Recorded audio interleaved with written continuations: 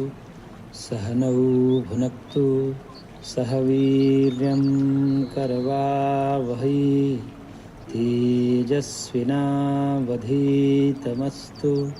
मा विद्विषावहै। ओम शांति शांति शांति। सांख्य दर्शन प्रथम अध्याय सूत्र संख्या 19। न नित्य शुद्ध बुद्ध मुक्त स्वभावस्य तद्योगस्तद्योगाद्यते। इस सूत्र का भाष्य चल रहा था, जिसमें सूत्रकार ने नित्य शुद्ध बुद्ध स्वरूप वाला जो आत्मा है, उसमें जो बंधन का योग है वह प्रकृति के योग के बिना संभव नहीं है, इसलिए प्रकृति का योग ही दुख का कारण है, यह सिद्ध किया।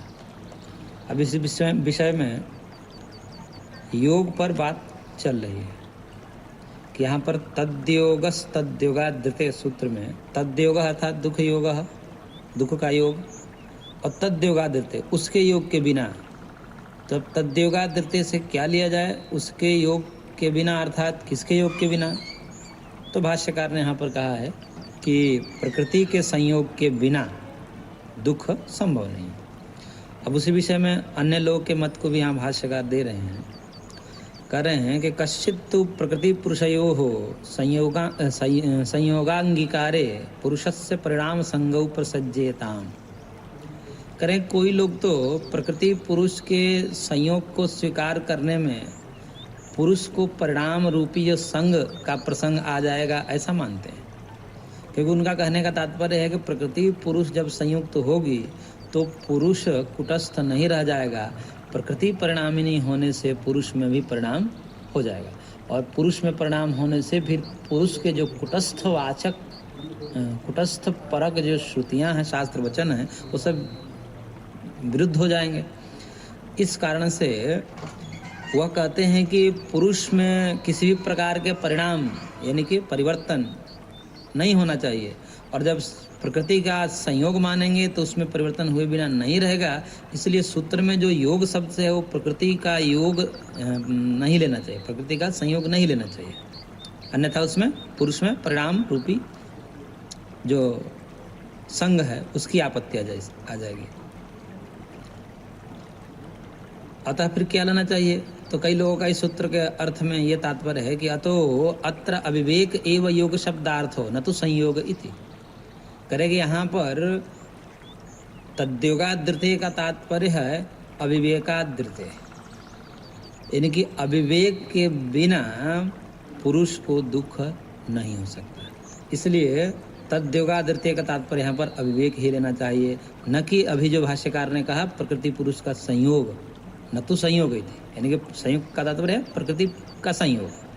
तो प्रकृति का संयोग नहीं लेना चाहिए, अपितु अविवेक का संयोग अर्थ लेना चाहिए। यहाँ पर कई लोगों का ये आक्षेप है। उसी का निराकरण करते हुए भाष्यकार आगे कह रहे हैं कि तन्ना, उनका ऐसा कहना ठीक नहीं है। अर्थात पुरुष में जो अविवेक का पुरुष में जो दुख का योग है वह अविवेक के योग से होता है, ऐसा अर्थ सूत्र का ठीक नहीं है। क्यों ठीक नहीं है? तो आगे कह रहे हैं कि तद्योगोप्य विवेकादिति सूत्रेण अविवेकस्य योग हेतुतायाः एव सूत्रकारेण वक्ष्यमाणत्वात्। करें कि आगे एक सूत्र है, सूत्र संख्या 55 में देंगे कि तद्योगे अप्य विवेकात्, उसका योग भी अविवेक से होता है, ऐसा उन्होंने कहा है। अब उस सूत्र में अविवेक को योग का हेतु माना है, स्वयं सूत्रकार के द्वारा कहा जाएगा।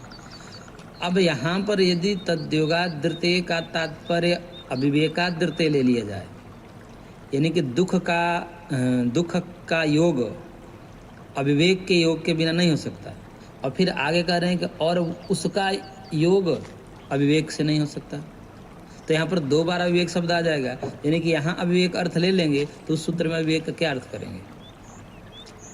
यहीं पर अविवेक का अर्थ लेंगे तो फिर अविवेक का कारण अविवेक ऐसा मानना पड़ेगा, इसलिए वो सूत्र व्यर्थ हो जाएगा। इसलिए यहाँ पर अविवेक रूपी योग को न मान करके प्रकृति रूपी योग के बिना दुख का योग संभव नहीं, यही लेना पड़ेगा, अन्यथा वो सूत्र ही व्यर्थ हो जाएगा। उसी को आगे कह रहे हैं योग सूत्रकार का भी मत को देते हुए